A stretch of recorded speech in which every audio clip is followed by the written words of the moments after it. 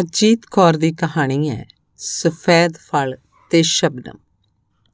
ਮੈਂ ਕੈਰਿਗ ਨੈਨੋ ਦੇ rest house 'ਚ ਠਹਿਰੀ ਹੋਈ ਸਾਂ। ਛੋਟਾ ਜਿਹਾ ਰੈਸਟ ਹਾਊਸ ਸੀ, ਸਿਰਫ 6 ਕਮਰੇ ਸਨ, ਪਰ ਸ਼ਾਂਤੀ ਸੀ, ਚੈਨ ਸੀ, ਚੁੱਪ ਸੀ। ਇਹੋ ਜਿਹੀ ਹੁਸੀਨ ਚੁੱਪ ਸੀ ਜਿਹਦੇ ਆਲੇ ਦੁਆਲੇ ਸਾਰੀ ਹਸਤੀ ਦਾ ਸਾਰਾ ਜਿਉਂਦਾ ਤੇ ਸਾਹ ਲੈਂਦਾ ਤੇ ਫੈਲਦਾ ਤੇ ਖਿਲਰਦਾ ਹੁਸਨ ਬਹਿ ਕੇ ਚੁੱਪ ਗੀਤ ਗਾਉਂਦਾ ਸੀ। ਉਹਨਾਂ ਦਿਨਾਂ 'ਚ 4 ਕਮਰੇ ਤਾਂ ਖਾਲੀ ਪਏ ਸਨ ਤੇ ਪੰਜਵੇਂ ਕਮਰੇ 'ਚ ਇੱਕ ਆਰਟਿਸਟ ਸੀ। ਮੈਂ ਉਹਦੇ ਕਮਰੇ ਅੱਗੋਂ ਲੰਘਦਿਆਂ ਕਈ ਵਾਰ ਉਹਨੂੰ ਕੈਨਵਸ ਨਾਲ ਮਗਨ ਵੇਖਿਆ ਸੀ। ਛੋਟਾ ਕੱਦ, ਸਫੈਦ ਹੋ ਰਹੇ ਵਾਲ, ਪਤਲਾ ਜਿਸਮ ਤੇ ਅੱਖਾਂ ਜਿਵੇਂ 2 ਸ਼ੇਸ਼ਨਾਗ ਦੀਆਂ ਝੀਲਾਂ ਹੋਣ। ਇਸ ਉਮਰ ਤੱਕ ਕੋਈ ਇੰਨੀਆਂ ਹੁਸੀਨ ਅੱਖਾਂ ਕਿਸ ਤਰ੍ਹਾਂ ਸਾਂਭ ਕੇ ਰੱਖ ਸਕਦਾ ਹੈ? ਇੰਨੀ ਡੂੰਘਾਣ, ਇੰਨੀ ਮਾਸੂਮੀਅਤ, ਇੰਨੀ ਚੇਤਨਤਾ, ਇੰਨੀ ਸਿਆਣਪ, ਇੰਨਾ ਭੋਲਾਪਨ। ਹਾਲੀ 5-6 ਦਿਨ ਹੀ ਲੰਘੇ ਸਨ ਕਿ ਚੌਕੀਦਾਰ ਰਾਤ ਵੇਲੇ ਮੇਰੇ ਕੋਲ ਆਇਆ। मेम साहब, वो जो तस्वीरें बनाने वाले साहब हैं ना, उन्हें पता नहीं क्या हुआ है, आप ज़रा चल कर देखें। मैं गई, ਵੇਖਿਆ ਤੇਜ਼ ਬੁਖਾਰ ਸੀ, ਸਾਹ ਸੌਖਾ ਸੀ, ਹੋਸ਼ ਹੈ ਸੀ, ਪਰ ਅੱਖਾਂ ਖੋਲ੍ਹਣ ਦੀ ਜਿਵੇਂ ਹਿੰਮਤ ਨਹੀਂ ਸੀ। ਥੋੜ੍ਹੀ ਵਰਾਂਡੀ ਦਿੱਤੀ, ਗਰਮ ਪਾਣੀ ਖਾਲੀ ਬੋਤਲ 'ਚ ਪਾ ਕੇ ਤੌਲੀਏ ਨਾਲ ਲਪੇਟ ਕੇ ਟਕੋਰ ਲਈ ਬਿਸਤਰੇ 'ਚ ਰੱਖੀ। ਹੋਰ ਉਸ ਬੀਆਬਾਨ 'ਚ ਹੋ ਹੀ ਕੁਝ ਨਹੀਂ ਸੀ ਸਕਦਾ। ਸਿਰਫ ਇਹੀ ਹੋ ਸਕਦਾ ਸੀ ਕਿ ਕੋਈ ਕੋਲ ਰਹੇ, ਸੋ ਮੈਂ ਰਾਤ ਉੱਥੇ ਹੀ ਕਮਰੇ 'ਚ ਕੁਰਸੀ 'ਤੇ ਬਹਿ ਕੇ ਬਿਤਾ ਦਿੱਤੀ। ਪਰ ਉਸ ਬਿਮਾਰੀ ਨੇ 6 ਦਿਨ ਤੇ 7 ਰਾਤਾਂ ਮੈਨੂੰ ਤਕਰੀਬਨ ਉੱਥੇ ਹੀ ਰੱਖਿਆ ਤੇ ਉਸ ਬਿਮਾਰੀ ਨੇ ਇੱਕ ਡੂੰਘੀ ਆਪਣਤ ਤੇ ਸਾਂਝ ਵੀ ਬਣਾ ਦਿੱਤੀ। ਤੇ ਫਿਰ ਇੱਕ ਦਿਨ ਜਦੋਂ ਆਰਾਮ ਕੁਰਸੀ 'ਤੇ ਬਾਹਰ ਕੋਸੀ ਧੁੱਪ 'ਚ ਬੈਠੇ ਸਨ ਤੇ ਮੈਂ ਕੋਲ ਬੈਠੀ ਸਵੈਟਰ ਉਣ ਰਹੀ ਸਾਂ ਤਾਂ ਉਸ ਆਰਟਿਸਟ ਨੇ ਆਪਣੀ ਗੱਲ ਮੈਨੂੰ ਸੁਣਾਈ। ਜਦੋਂ ਵੀ ਮੇਰਾ ਮਨ ਉਦਾਸ ਹੋਵੇ ਜਾਂ ਅੰਦਰੋਂ ਕੁਝ ਥੁੜਿਆ ਜਾਪੇ, ਮੈਂ ਇੱਥੇ ਆ ਜਾਂਦਾ। ਭਾਵੇਂ ਮੇਰੇ ਕੋਲ 2 ਦਿਨ ਦੀ ਹੀ ਵੇਲ ਹੋਵੇ ਤੇ ਭਾਵੇਂ 2 ਮਹੀਨਿਆਂ ਦੀ, ਮੈਂ ਹਮੇਸ਼ਾ ਇੱਥੇ ਆਉਣਾ। ਚੌਕੀਦਾਰ ਬਦਲਦੇ ਰਹਿੰਦੇ ਨੇ, ਇਹ ਹੁਣ ਵਾਲਾ ਵੀ ਨਵਾਂ ਹੀ ਹੈ। ਸਗੋਂ ਚੰਗਾ ਹੈ, ਕੋਈ ਵੀ ਪਛਾਣਨ ਵਾਲਾ ਬੰਦਾ ਨਹੀਂ, ਪਰ ਇਹ ਥਾਂ ਮੈਨੂੰ ਪਛਾਣਦੀ ਏ। ਉਹ ਸਾਹਮਣੇ ਪਹਾੜ, ਉਹ ਬਰਫਾਂ, ਉਹ ਸਨੋਬਰਾਂ ਦਾ ਜੰਗਲ, ਆਸ-ਪਾਸ ਦੀਆਂ ਪਗਡੰਡੀਆਂ, ਉਹ ਰੈਡਰੋਨ ਦੇ ਦਰੱਖਤ, ਉਹ ਵੇਲ ਜਿਹੜੀ ਸੁੱਕ ਗਈ ਏ ਪਰ ਫਿਰ ਵੀ ਉਸ ਦਰੱਖਤ ਦੇ ਤਣੇ ਨਾਲ ਗਲਵੱਕੜੀ ਪਾਈ ਖਲੋਤੀ ਏ। ਇਹ ਗਹਿਰੇ ਨੀਲੇ ਰੰਗ ਦਾ ਅਸਮਾਨ ਤੇ ਰਾਤੀ ਇੱਕ ਨੂਰ ਦੀ ਕਿਸ਼ਤੀ ਵਾਂਗੂ ਇਸ ਗਹਿਰੇ ਨੀਲੇ ਪਾਣੀ 'ਚ ਤਰਨ ਵਾਲਾ ਚੰਨ, ਇਹ ਸਾਰੇ ਮੈਨੂੰ ਪਛਾਣਦੇ ਨੇ। ਜਦੋਂ ਮੈਂ ਪਹਿਲੀ ਵਾਰ ਇੱਥੇ ਆਇਆ, ਉਸ ਗੱਲ ਨੂੰ 24 ਵਰ੍ਹੇ ਗੁਜ਼ਰ ਗਏ ਨੇ। ਉਦੋਂ ਇੱਥੇ ਇੱਕ ਬੁੱਢਾ ਚੌਕੀਦਾਰ ਹੁੰਦਾ ਸੀ ਤੇ ਸਾਰੇ ਉਹਨੂੰ ਬਾਬਾ ਜੀ ਸੱਦਦੇ ਸਨ। ਉੱਚਾ ਜਿਹਾ ਪਜਾਮਾ, ਖਾਕੀ ਕੋਟ, ਰਤਾ ਕੁ ਅੱਗੇ ਵੱਲ ਝੁਕੀ ਹੋਈ ਟੋਰ, ਕਾਲੀ ਟੋਪੀ, ਮੋਟੇ ਝਾੜੀਆਂ ਵਰਗੇ ਭਰਵੱਟਿਆਂ ਦੇ ਹੇਠਾਂ ਟੇਢੀਆਂ ਤੱਕਦੀਆਂ ਨਜ਼ਰਾਂ। ਮੈਨੂੰ ਉਹ ਰਤਾ ਵੀ ਚੰਗਾ ਨਹੀਂ ਸੀ ਲੱਗਦਾ, ਪਰ ਰੋਟੀ ਮੇਰੀ ਉਹੀ ਪਕਾ ਕੇ ਲਿਆਉਂਦਾ, ਇਸ ਕਰਕੇ ਮੈਨੂੰ ਉਹਦੇ ਨਾਲ ਗੱਲ ਕਰਨੀ ਪੈਂਦੀ ਸੀ। ਇੱਕ ਰਾਤ, ਬੜੀ ਹੁਸੀਨ ਰਾਤ ਸੀ। ਮੈਨੂੰ ਯਾਦ ਹੈ ਮੇਰੇ ਕੋਲੋਂ ਸੁੱਤਾ ਨਹੀਂ ਸੀ ਜਾ ਰਿਹਾ ਕਿਉਂਕਿ ਬਾਹਰ ਚਾਨਣੀ ਜਾਗ ਰਹੀ ਸੀ ਤੇ ਮੈਂ ਉੱਠ ਕੇ ਬਾਹਰ ਚਲਾ ਗਿਆ ਤੇ ਉਸ ਵਲ ਖਾਂਦੇ ਰਸਤੇ ਤੋਂ ਥੱਲੇ ਉਤਰ ਗਿਆ। ਹੇਠਾਂ ਜਿੱਥੇ ਬੜੇ ਨਰਮ ਘਾਹ ਨਾਲ ਕੱਜੀ ਇੱਕ ਢਲਵਾਨ ਏ, ਉੱਥੇ ਜਾ ਕੇ ਬਹਿ ਗਿਆ। ਅਸਮਾਨ ਵੱਲ ਤੱਕਿਆ, ਲੱਗਾ ਜਿਵੇਂ ਕੋਈ ਖਾਬਾਂ ਦਾ ਸੁਨਹਿਰਾ 7 ਰੰਗਾਂ ਵਾਲਾ ਕਟੋਰਾ ਸੀ, ਜਿਸ ਵਿੱਚ ਚੰਨ ਦੀ ਟਿੱਕੀ ਕਿਸੇ ਮਿੱਠੀ ਯਾਦ ਵਾਂਗੂ ਧੁੰਦਾਂ ਦੇ ਪਾਣੀ 'ਚ ਖੁਰਦੀ ਸੀ ਪਈ, ਕਿਸੇ ਗੋਲ ਚਿੱਟੇ ਪਤਾਸੇ ਵਾਂਗੂ, ਤੇ ਮਿਠਾਸ ਚਾਰੇ ਪਾਸੇ ਖਿਲਰਦੀ ਜਾਂਦੀ ਸੀ। ਇਹ ਕੌਣ ਸ਼ਗਨ ਮਨਾ ਰਿਹਾ ਸੀ? ਕਾਹਦੇ ਸ਼ਗਨ ਮਨਾ ਰਿਹਾ ਸੀ? ਮੈਨੂੰ ਆਵਾਜ਼ ਆਈ ਜਿਵੇਂ ਕੋਈ ਘੜੇ 'ਚੋਂ ਕਿਸੇ ਭਾਂਡੇ 'ਚ ਪਾਣੀ ਪਾਉਂਦਾ ਹੈ। ਮੈਂ ਮੁੜ ਕੇ ਤੱਕਿਆ। ਮੇਰੇ ਪਿਛਲੇ ਪਾਸੇ ਰਸਤੇ ਤੋਂ ਰਤਾ ਕੁ ਉੱਧਰ ਇੱਕ ਨਿੱਕਾ ਜਿਹਾ ਕੁਆਟਰ ਸੀ, ਜਿਹਦੀਆਂ ਬੰਦ ਬਾਰੀਆਂ ਚਾਨਣੀ ਰਾਤ 'ਚ ਕਿਸੇ ਬਾਲ ਦੀਆਂ ਮੀਟੀਆਂ ਹੋਈਆਂ ਅੱਖਾਂ ਵਾਂਗੂ ਲੱਗਦੀਆਂ ਸਨ, ਪਰ ਬਾਲ ਦਾ ਮੂੰਹ ਇੰਝ ਸੀ ਜਿਵੇਂ ਰੋਕ ਕੇ ਸੁੱਤਾ ਹੋਵੇ। ਤੇ ਬੂਹੇ ਤੋਂ ਬਾਹਰ ਕੋਈ ਔਰਤ ਗਾਗਰ 'ਚੋਂ ਪਾਣੀ ਪਾ ਰਹੀ ਸੀ। ਗਾਗਰ ਉਹਨੇ ਸਿੱਧੀ ਕੀਤੀ, ਕਟੋਰਾ ਮੂੰਹ ਨੂੰ ਲਾ ਲਿਆ ਤੇ ਫਿਰ ਇੱਕ ਹੁਲਾਰ ਨਾਲ ਉੱਠੀ ਤੇ ਮੈਨੂੰ ਲੱਗਾ ਉਹ ਔਰਤ ਨਹੀਂ ਸੀ, ਇੱਕ ਕੁੜੀ ਸੀ। ਚਾਨਣੀ ਦੇ ਮੱਧਮ ਪਰ ਸ਼ਫਾਫ ਚਾਨਣ 'ਚ ਉਹਨੇ ਵੀ ਇੱਕਦਮ ਮੈਨੂੰ ਵੇਖਿਆ ਤੇ ਫਿਰ ਪਲ ਦਾ ਪਲ ਰੁਕ ਗਈ। ਮੈਨੂੰ ਉਹਦਾ ਮੂੰਹ ਸਾਫ਼ ਦਿਸ ਰਿਹਾ ਸੀ।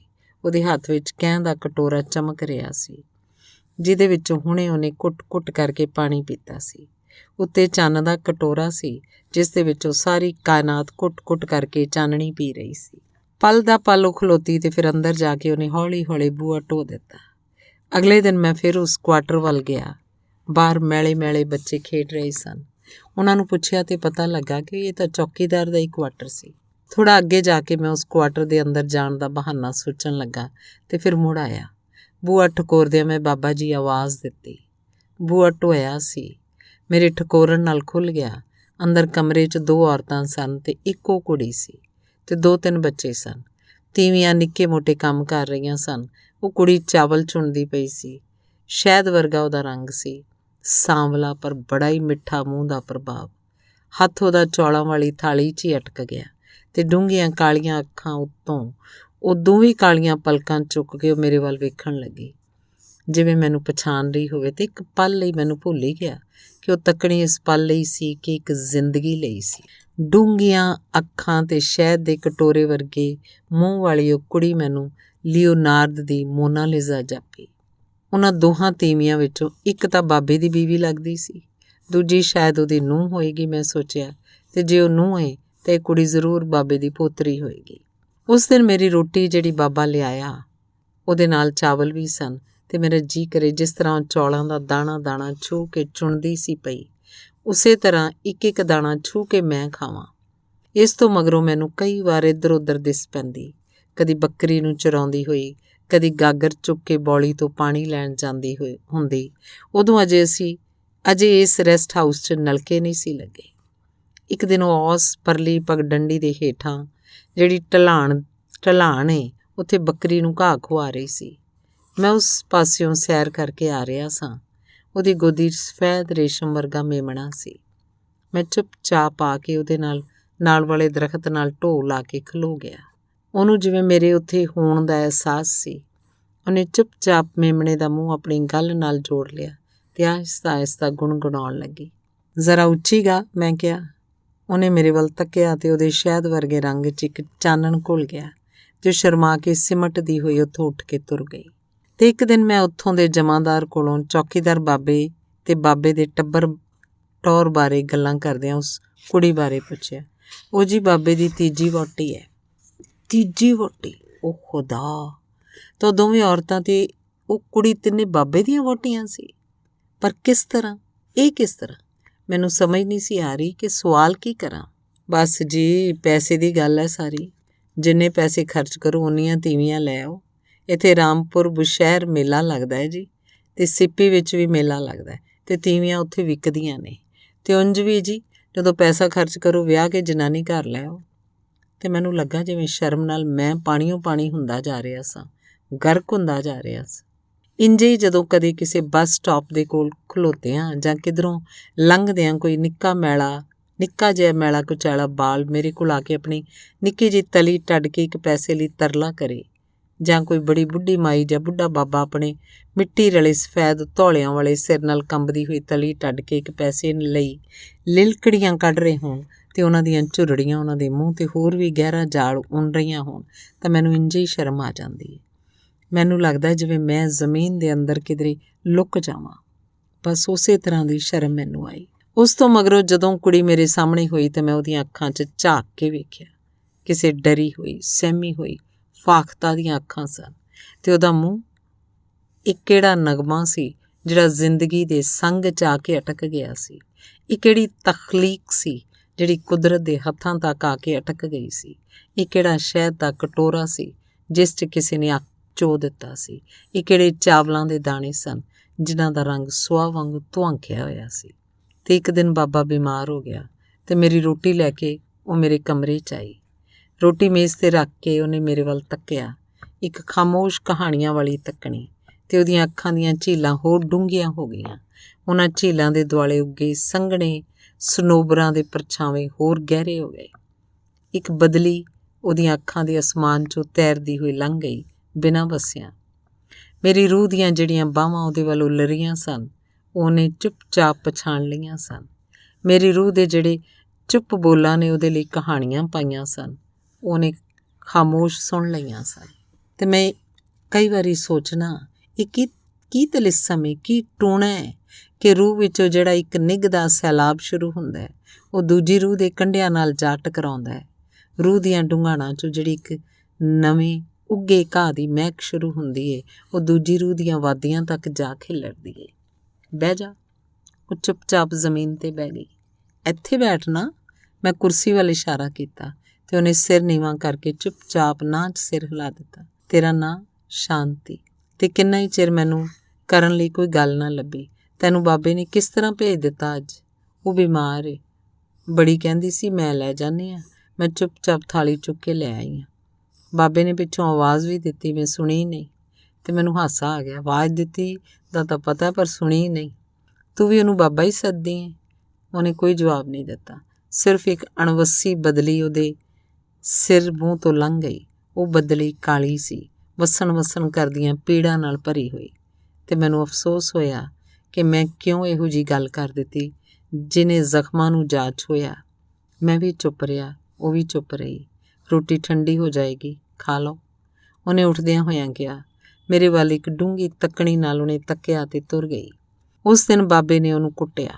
ਮੈਨੂੰ ਬਾਬੇ ਦੇ ਹੀ ਇੱਕ ਬੱਚੇ ਨੇ ਦੱਸਿਆ ਕਿ ਸ਼ਾਂਤੀ ਨੂੰ ਮਾਰ ਪਈ ਸੀ ਕਿਉਂਕਿ ਮੇਰੇ ਕਮਰੇ 'ਚ ਆਈ ਸੀ ਤੇ ਫਿਰ ਚਿਰ ਲਾ ਕੇ ਵਾਪਸ ਗਈ ਸੀ। ਬਾਬੇ ਦੀ ਹੱਡਾਂ 'ਚ ਉਹਨੂੰ ਨਿੱਘ ਦੇਣ ਦਾ ਸਾਹ ਸੱਤ ਭਾਵੇਂ ਨਹੀਂ ਸੀ, ਕੁੱਟਣ ਜੋਗਾ ਜ਼ੋਰ ਤੇ ਹੈ ਸੀ। ਤੇ ਮੈਨੂੰ ਲੱਗਾ ਜਿਵੇਂ ਮੇਰਾ ਆਪਣਾ ਪਿੰਡਾ ਪੀੜੋ ਪੀੜ ਹੋ ਗਿਆ ਸੀ। ਇਹ ਤੋਂ ਮਗਰੋਂ ਵੀ ਉਹ ਮੇਰੇ ਕਮਰੇ 'ਚ ਆਈ। ਮੈਂ ਉਹਦੀਆਂ ਅੱਖਾਂ ਵਿੱਚੋਂ ਉਹਨੂੰ ਪਈ ਮਾਰ ਦੀ ਪੀੜ ਲੱਭਣ ਦੀ ਕੋਸ਼ਿਸ਼ ਕੀਤੀ ਪਰ ਉਹ ਕੋਈ ਨਹੀਂ ਸੀ। ਸਿਰਫ ਉਹੀ ਸਹਿਮ ਸੀ ਤੇ ਮੇਰੇ ਕੋਲ ਹੋਣ ਦਾ ਇੱਕ ਖਾਮੋਸ਼ ਚਾਅ। ਇੱਕ ਚੀਜ਼ ਹੋਰ ਸੀ ਤੇ ਉਹ ਸਨ ਖ਼ਾਬ। ਇਹ ਤੋਂ ਮਗਰੋਂ ਜਦੋਂ ਵੀ ਬੌਲੀ ਤੇ ਪਾਣੀ ਲੈਣ ਜਾਂਦੀ ਜਾਂ ਹੋਰ ਕਿਧਰੇ ਜਾਂਦੀ ਤਾਂ ਮੈਂ ਦੂਜੇ ਰਸਤੇ ਵੱਲੋਂ ਜਾ ਕੇ ਉਹਨੂੰ ਮਿਲ ਲੈਂਦਾ। ਅਸੀਂ ਨਿੱਕੀਆਂ ਨਿੱਕੀਆਂ ਗੱਲਾਂ ਕਰਦੇ ਰਹਿੰਦੇ, ਨਿੱਕੀਆਂ ਨਿੱਕੀਆਂ ਛੋਹਾਂ ਖ਼ਾਬ ਜਗਾਉਂਦੀਆਂ ਰਹਿੰਦੀਆਂ। ਮੈਂ ਉਹਦੇ ਕੋਲ ਹੁੰਦਾ ਸਾਂ ਤੇ ਇੱਕ ਇਹੋ ਜਿਹਾ ਸਕੂਨ ਮਿਲਦਾ ਸੀ ਜਿਸ ਦਾ ਇੱਕ ਘੁੱਟ ਲੱਭਣ ਲਈ ਸ਼ਾਇਦ ਜ਼ਿੰਦਗੀ ਤੇ ਮੌਤ ਦਾ ਖੂਹ ਗਿੜਦਾ ਰਹਿੰਦਾ ਹੈ।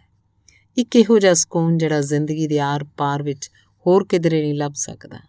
ਜਦੋਂ ਮੈਂ ਉਹਦੇ ਕੋਲ ਨਹੀਂ ਸੀ ਹੁੰਦਾ ਤਾਂ ਜੋ ਕੁਝ ਵੀ ਪੇਂਟ ਕਰਦਾ ਸੀ ਉਹਦੇ ਵਿੱਚ ਉਹਦੀ ਨੁਹਾਰ ਹੁੰਦੀ ਸੀ। ਇੱਕ ਦਿਨ ਮੈਂ ਉਹ ਛੋਟੀ ਅੱਧ ਲੇਟੀ ਪਹਾੜੀ ਨੂੰ ਪੇਂਟ ਕਰਨ ਲੱਗਾ।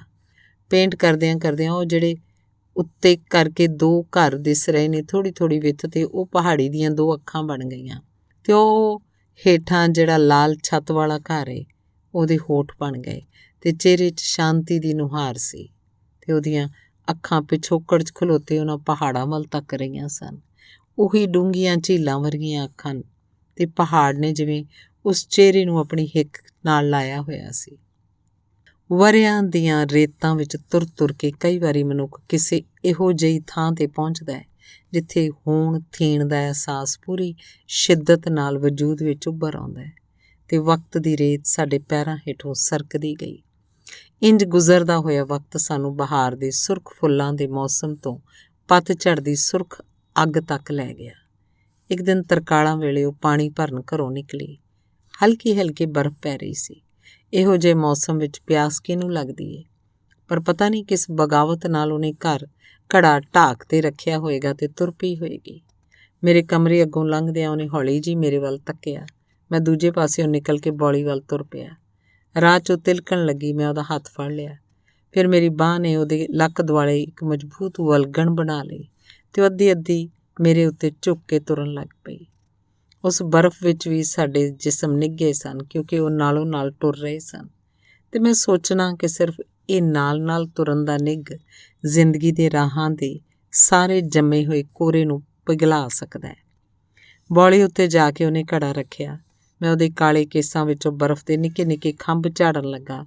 ਫਿਰ ਮੈਂ ਉਹਦੇ ਮੋਢਿਆਂ ਤੋਂ ਉਹਦੀ ਚੁੰਨੀ ਤੋਂ ਬਰਫ਼ ਝਾੜੀ ਤੇ ਫਿਰ ਪਤਾ ਨਹੀਂ ਕਿਸ ਤਰ੍ਹਾਂ ਉਹ ਇੱਕ ਧੱਕ ਧੱਕ ਕਰਦੀ ਫਾਖਤਾ ਵਾਂਗੂ ਖੰਭ ਸਮੇਟ ਕੇ ਮੇਰੀ ਹਿੱਕ ਨਾਲ ਲੱਗੀ ਹੋਈ ਸੀ ਤੇ ਮੇਰੀਆਂ ਬਾਹਾਂ ਦੀ ਗੁਲਾਈ ਨੇ ਇੱਕ ਆਲ੍ਹਣੇ ਵਾਂਗੂ ਉਹਨੂੰ ਆਪਣੇ ਨਿੱਘ 'ਚ ਵਲਿਆ ਹੋਇਆ ਸੀ ਤੇ ਮੈਂ ਉਹਦੇ ਕੇਸਾਂ ਨੂੰ ਉਹਦੀਆਂ ਪਲਕਾਂ ਨੂੰ ਚੁੰਮ ਲਿਆ।